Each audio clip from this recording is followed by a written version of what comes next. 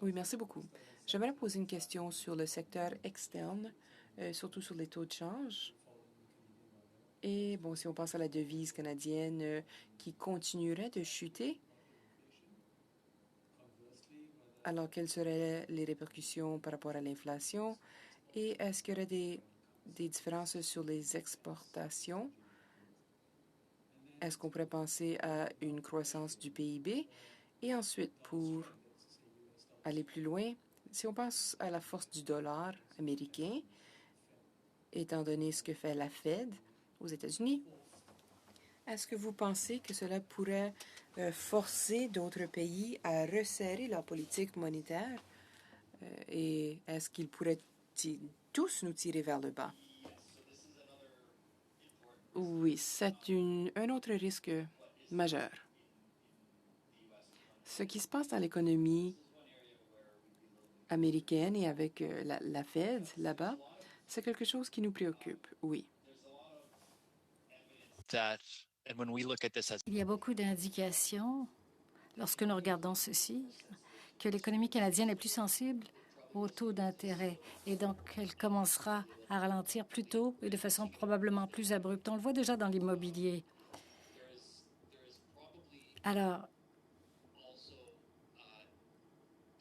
probablement aussi la façon dont les mécanismes d'inflation fonctionnent au Canada, eh bien l'inflation va diminuer plus rapidement qu'aux États-Unis à cause de facteurs techniques. Et je pense donc que l'inflation diminuera plus rapidement au Canada. Et donc, cela devrait permettre à la Banque du Canada de ne pas augmenter à nouveau les taux avant la Fed. Mais chaque fois que le marché ressent cela, ceci fait diminuer le dollar canadien, ce qui est en soi inflationniste. Alors, et je pense d'ailleurs que le point de vue consensuel là-dessus, c'est que environ 10 d'amortissement, de dépréciation dans le dollar canadien par rapport au dollar US représente environ 6 de plus au taux d'inflation au Canada. Donc, au bout du compte, la Banque du Canada ne peut pas être trop derrière la Federal Reserve avec la cible d'inflation à l'esprit, même si certains facteurs comme l'immobilier ralentissent de façon plus importante qu'aux États-Unis. Donc, ça, c'est un risque économique, évidemment. Et il ne faut pas trop resserrer les choses parce que la Fed ne peut pas contrôler l'inflation aux États-Unis. Donc, je pense qu'il ne faut pas l'oublier.